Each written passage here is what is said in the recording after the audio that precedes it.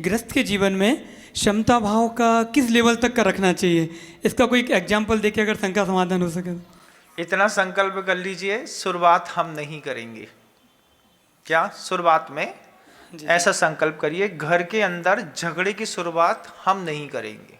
जी जी कोई करेगा तो झगड़ेंगे, जी लेकिन शुरुआत हम नहीं करेंगे। पहले तो ये नियम ले लीजिए। जी जी जब इस स्टेप को आप पार कर जाएं, फिर दूसरा नियम लीजिएगा कि झगड़ेंगे जरूर, लेकिन आंख से आंख मिला करके नहीं झगड़ेंगे। उसके बाद तीसरा नियम आता है कि झगड़े के वक्त तुरंत जवाब नहीं देंगे। ये थर्ड स्टेप है। पहला स्टेप क्या है? हम समता लानी है ना अपने घर के अंदर। पहला स्टेप, पहला रूल्स लो, शुरुआत मैं नहीं करूंगा। कोई हमसे झगड़ेगा तो छोड़ूंगा नहीं, लेकिन शुरुआत मैं नहीं करूंगा। दूसरा नियम, अगर मान लीजिए घर के अंदर झगड़ा होता है तो आंख से आंख मिला करके झगड़ा नहीं करूंगा। आपने कभी घर में देखी वो पोजीशन?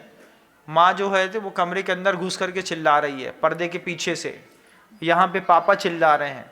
इस तरीके के क्रोध कसाय में सम्मिलित होने में बहुत कम समय लगता है।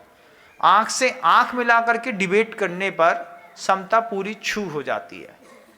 फिर तीसरा नियम ले लीजिए, जब ये दो स्टेप को आप जीना सीख जाएं तो तीसरे नियम पे बस ये बात सामने आपके आएगी कि उस वक्त जवाब नहीं दूंगा, थोड़ा ठहर करके बात करूंगा। जैसे पति पत्नी के मान लीजिए परिवार के बीच में झगड़े होते हैं तो पति चुपचाप गाड़ी स्टार्ट करके चला जाता है, बोले अभी नहीं समझाएंगे, रात में 9 बजे के बाद इसका हिसाब किताब होगा।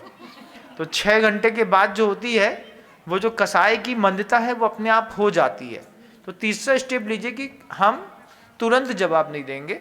फिर चौथा स्टेप लाइफ में काम करने की कोशिश करिए कि हमें इनका जवाब देना ही नहीं है, हम मौनी अच्छे हैं। तो फोर्थ स्टेज तक पहुंचेंगे, फिर आपके पास समता आएगी। इतनी जल्दी समता की चिड़िया किसी के घर में आकर के नहीं बैठती, इस बात को मान के चलिएगा।